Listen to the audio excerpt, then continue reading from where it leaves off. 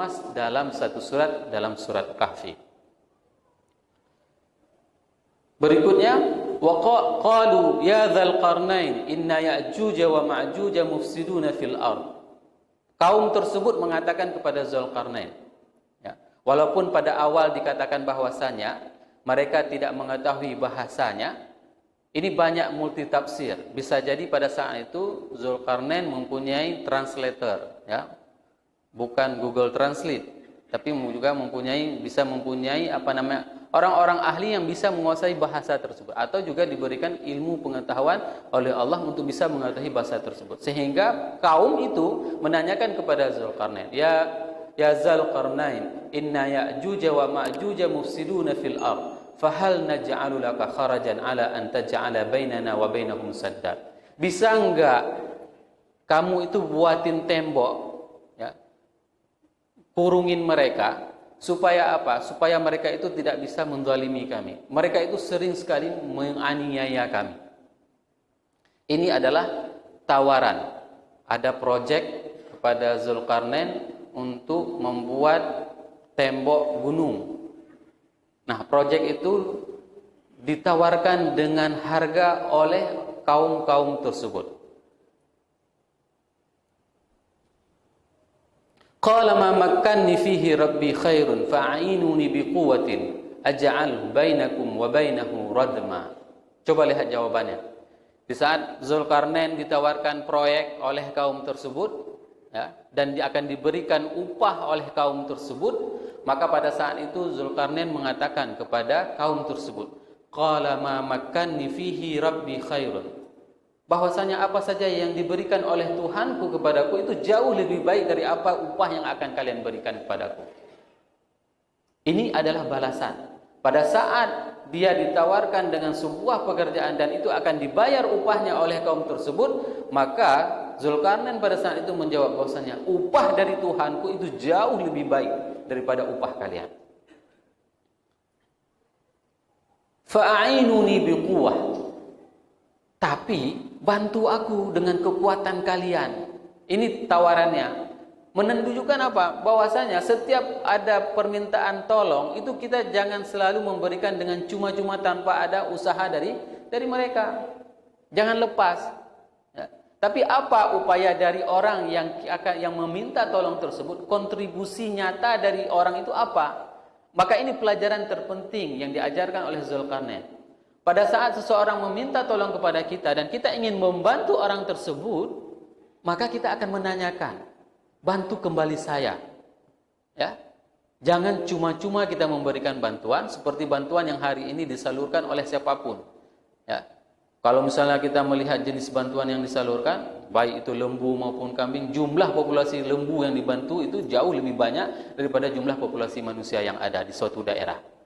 Kenapa bisa hilang lembunya? Karena tanpa a'inuni biquwwah, tanpa adanya kekuatan bantuan dari orang yang dibantu. Ini sebenarnya pelajaran penting yang harus menjadi pelajaran kepada kita semuanya. Di saat kita ingin membantu sesuatu kaum, maka apa kontribusi kaum tersebut untuk proyek tersebut? Aj'al bainakum wa bainahum radma. Maka kita akan membuatkan tembok dinding antara kedua gunung tersebut. Atuni zubaral hadid. Maka datangkanlah semua bahan baku besi yang ada sama kalian. Nah, disinilah orang mencoba untuk mengkait-kaitkan di mana sumber besi terbanyak di atas muka bumi. Nah, kalau menurut saya kita tidak usah dihebohkan dengan posisi di mana Ya'juj dan Ma'juj, tapi kita harus siap dengan apa yang disampaikan oleh Allah ini. Mau terserah, mau di Armenia, mau di Gunung Selawah, terserah mau dimanapun dikurung Ya'juj dan Ma'juj, ya kan? Yang paling terpenting adalah bagaimana kita mempersiapkan diri kita agar kita dan generasi zuriat setelah kita ini memang betul-betul siap di saat mereka keluar. Hatta idza sawa baina as-sadafaini qala anfukhu hatta idza ja'alahu naran qala atuni ufriq alaihi qitra famastata'u an yadhharuhu wa mastata'u lahu naqaba. Nah, pada saat itu besi tersebut itu dilelehkan, dileburkan.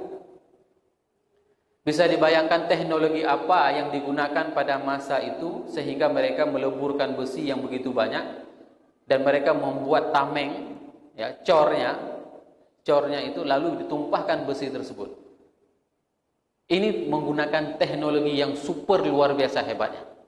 Yang pertama, mengumpulkan semua jumlah biji besi yang ada di atas muka bumi untuk membuat tembok tersebut. Yang kedua adalah meleburkan besi. Kalau kita meleburkan besi tersebut dengan kayu, mungkin akan habis semua kayu pada saat itu.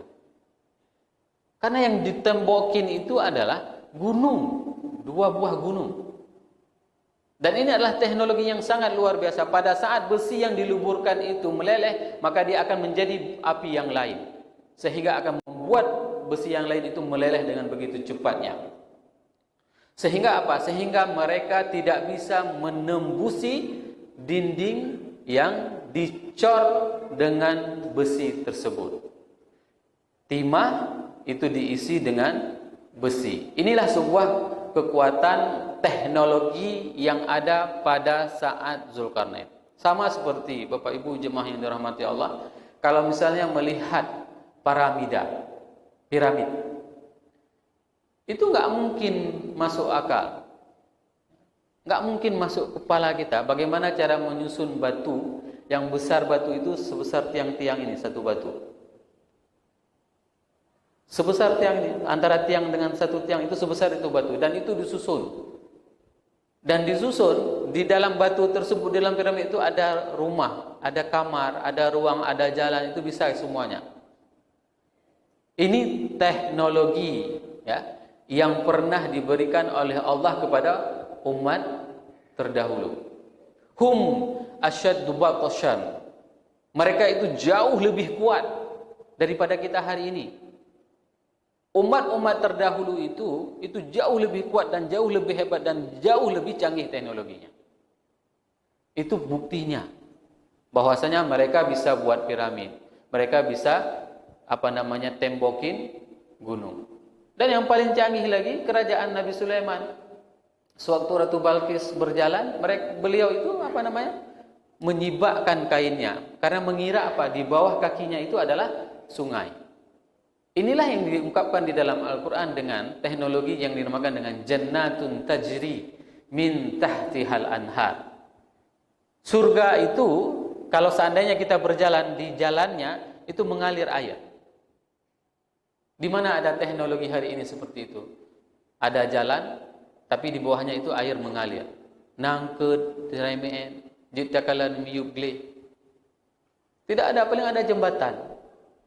Dan tidak bisa jalan truk. Kalau jalan truk hancur ya. Apalagi jalan kita, hampir setiap tahun kita buat. Baik jemaah yang dirahmati Allah. Setelah selesai Zulkarnain membuat tembok gunung antara 2 gunung tersebut. Nah, ini diceritakan di dalam hadis bahwasanya setiap hari Jud dan Ma'jud itu mengorek sampai dengan malam hari, maka mereka itu istirahat. Sikit lagi hampir nampak korekannya itu akan tembus. Apa yang terjadi? Mereka istirahat dan mereka mengatakan, "Ya sudah, besok kita lanjutkan lagi. Sikit lagi mau tembus." Sombong ya? Seperti itu katanya. Maka pada saat mereka bangun pagi, hasil korekan mereka itu akan kembali lagi seperti semula. Sampai dengan hari ini, proses mereka itu tetap terus mengorek. Sampai dengan nanti pada saat diizinkan oleh Allah, korekan tersebut akan tembus. Nah, pada saat itu, Zulkarnain mengatakan setelah selesai semua pekerjaannya, membendungi 2 buah gunung itu, maka lihatlah apa yang dikatakan oleh seorang raja, oleh seorang pemimpin yang saleh. Qala hadza rahmatum mir rabbi. Bahwasanya ini adalah rahmat dari Tuhanku. Kan mutuah tubuh bahasa Aceh, ya. Oman hayut ha ustaznya hafal Quran, gak tak ke apa. Soal ustaz, lu mutuah tubuh. Malinro lu. Bukan. Ya, lihatlah bagaimana Zulkarnain, seorang raja yang menguasai timur dan barat, pada saat dia selesai mengerjakan proyek itu membendungi 2 buah gunung, Maka beliau mengatakan, hadza rahmatum mir rabbi. Ini adalah rahmat dari Tuhanku yang diberikan kepadaku. Fa iza jaa wa'dul habbi, fa iza jaa wa'du rabbi ja'alahu dakka wa kana wa'du rabbi haqqan. Inilah kajian kita. Janji Tuhan itu adalah pasti, Bapak Ibu jamaah yang dirahmati Allah. Dan apabila janji itu datang, ya, maka itu akan terjadi semuanya seperti kita mendengarkan hari ini. Bapak Ibu jamaah akan menceritakan cerita tentang Zulkarnain ini, Ya'juj dan Ma'juj kepada generasi Bapak Ibu. Supaya apa? Supaya mereka juga bisa menceritakan kepada generasi setelahnya. Jangan dicerita waktu tidur itu adalah cerita Cinderella. Ya. Karena apa? Itu akan mempengaruhi karakter anak-anak. Ya. Ceritalah cerita yang ada di dalam Al-Quran. Karena cerita ini akan mereka rekam. Dan ini akan membuat mereka akan teringat selamanya di saat kita menceritakan kepada mereka pada saat tidur siang. Ataupun yang dinamakan dengan tidur qailulah. Kalau tidak tidur qailulah berarti tidur setelah pulang sekolah. Ini sebenarnya fungsi dari orang tua. Untuk menceritakan cerita-cerita yang ada di dalam Al-Quran supaya terbenak, tertanam di dalam benak mereka. Bagaimana sebenarnya kisah-kisah yang disebutkan di dalam Al-Quran. Wa tarakna ba'dahum yawma idzin yamuju fi ba'd wa nufikha fis suri fajama'nahum jam'a. Nanti kita semua akan dikumpulkan semuanya pada saat nanti Ya'juj dan Ma'juj itu sudah sangat merajalela di atas muka bumi, dan Nabi Isa pada saat itu sudah mengasingkan dirinya dengan beberapa pengikutnya. Kita akan bacakan hadisnya. Hadis dalam Sahih Muslim, kitab Fitan wa Asyratis Sa'ah. Kitab dalam Sahih Muslim pembahasan kitab Fitan tentang fitnah wa Asyratis Sa'ah dan beberapa tanda kiamat. Juz 4 halaman 2255. Qala Nabi sallallahu alaihi wasallam, "Idza auhallahu ila Isa." Pada saat itu Allah mewahyukan kepada Nabi Isa. Ini Nabi Isa sudah terpojok. Jud dan Ma'jud itu, mereka itu sudah menguasai dunia. Mereka itu sudah masuk ke semuanya, ke Huluk semuanya, ke Baitur Rahman mereka sudah datang. Ketemu orang di Baitur Rahman semua dibantainya. Begitulah dahsyatnya kekejaman mereka. Nah, pada saat itu kalau seandainya kita termasuk pengikut Nabi Isa, kita itu akan berada pada satu tempat yang dinamakan dengan Jabal Tur, ya. Anni qad akhrajtu ibadan li la yadani li ahadikum biqitalihim. Aku telah mengeluarkan, ya, ibadan li, hambaku. Ini menunjukkan apa? Bahwasanya Ya'juj dan Ma'juj ini adalah hamba Allah, sama seperti manusia. La yadani li ahadin biqitalihim. Tidak ada satu orang pun yang bisa membunuhnya. Beginilah keganasan dan kehebatan dan kekuatan Jud dan Ma'juj tersebut, Ya'juj dan Ma'juj. Faharraz ibadi ila tur. Maka pada saat itu Nabi Isa beserta pengikutnya, kalau seandainya kita ikut beriman pada saat itu, maka kita akan mengikuti Nabi Musa dan kita akan berada di Jabal Tur. Ini salah satu tempat yang tidak bisa dikuasai oleh Ya'juj dan Ma'juj. Jabal Tur itu diungkapkan oleh beberapa mufassirin itu adalah Bukit Tursina, di mana Nabi Musa menerima wahyu. Itu adalah tempat yang sakral. Dan Allah sendiri mengatakan fakhla'na 'alaika. Bahwasanya Nabi Musa disuruh tanggalkan sendalnya di saat dia akan diberikan wahyu oleh Allah di Jabal Sur.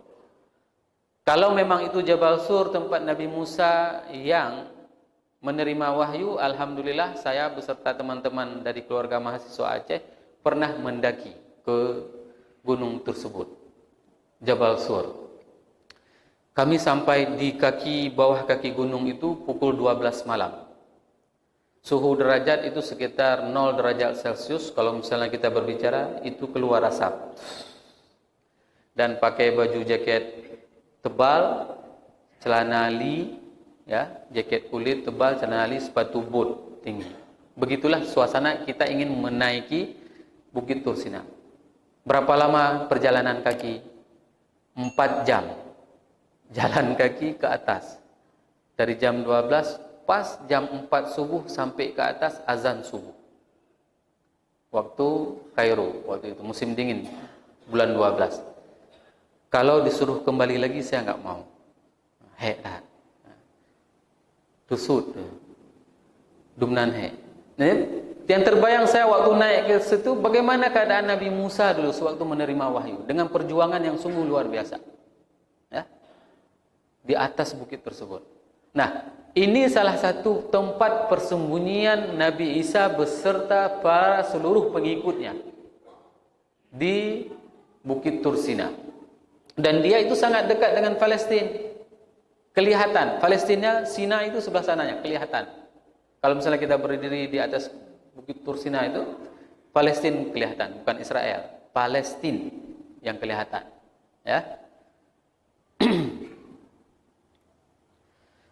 Wa yab'atsullahu Ya'juj wa Ma'juj wa hum min kulli hadabin yansirun. Dan kemudian Allah mengutus Ya'juj dan Ma'juj, mereka datang dari setiap penjuru yang tinggi.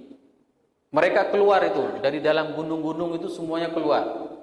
Keluar semua dari dataran yang tinggi, mereka akan terjun ke lembah-lembah semua dan semua akan dibunuh. Ada yang dipanggang orang, ada yang dibelah, semua dengan penyiksaan yang sungguh luar biasa. Nah, ada beberapa ulama yang mengatakan bahwasanya kekejaman mereka itu pernah terjadi seperti kekejaman bangsa Tartar, Mongol.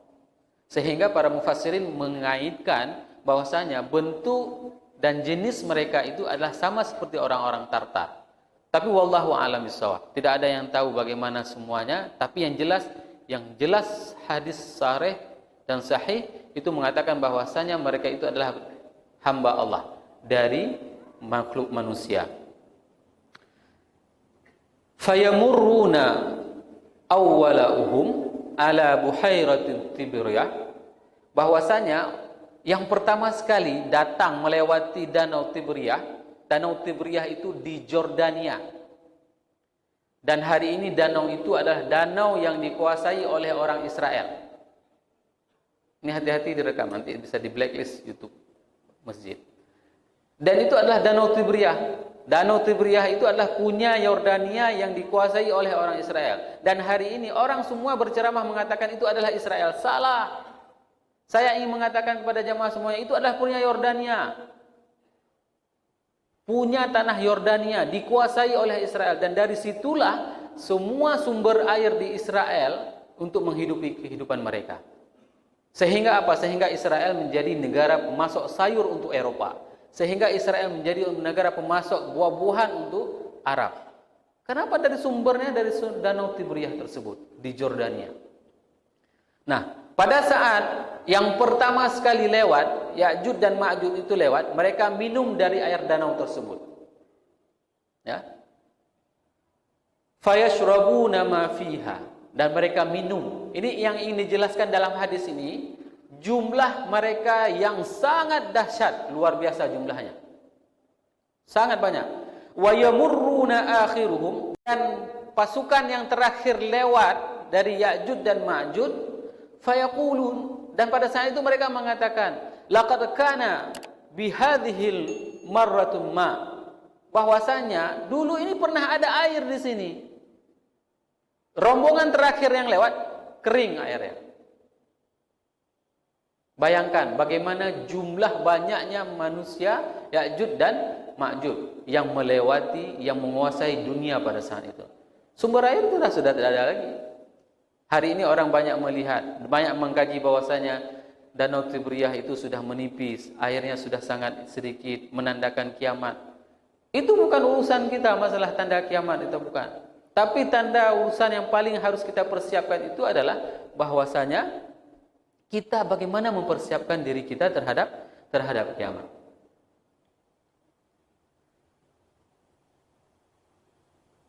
Wa yuhsarun nabiyullah Isa wa ashabuhu. Nabiullah Isa dan para sahabatnya itu dikepung oleh mereka semuanya. Ya. Hatta yakunu ra'sus sabu li ahadihim khairan min mi'ati dinar li ahadikumul yawm. Sehingga seekor kerbau itu jauh lebih berharga daripada mi'ah dinar, dari 100 dinar. Coba bayangkan, karena pada saat itu orang-orang itu memang sama sekali tidak berharga. Lebih berharga lumo. Ya. Fayarghabu Nabiullah Isa wa ashabuhu fayursilullahu alaihim naghafa fi riqabihim fayusbihuna farsan kamauti nafsin wahidin. Fayarghabullahu Nabiullah Isa, bahwasanya Nabi Isa itu berdoa kepada Allah, wa ashabuhu, dan berserta para sahabatnya, fayursilullahu alaihim an-naghafa, maka Allah mengirimkan belatung di setiap leher Ya'juj dan Ma'juj tersebut. Ya. Ini yang dikirim oleh Allah. Pada saat Nabi Isa beserta para rombongannya, sahabatnya semuanya berdoa, maka Allah mengirimkan penyakit, dan ini tidak ada yang bisa mengalahkan. Nabi Isa sendiri tidak bisa mengalahkan. Maka pada saat itu dikirimlah belatung dari leher keluar, mati semuanya serentak seluruh bumi. Nah, pada saat itu, ya, pada saat itu summa yahbitun Nabiullah Isa wa ashabuhu ilal ard. Kemudian Nabi Isa turun beserta para rombongannya, sahabatnya ke bumi lagi, ke tanah lagi dari gunung tersebut. Maudhi'a shibrin illa mala'hu zahamuhu wa nadnuhum. Bahwasanya Nabi Isa itu turun ke bumi, itu tidak ada tempat untuk memijakkan kakinya, kecuali memang penuh dengan mayat-mayat Ya'juj dan Ma'juj.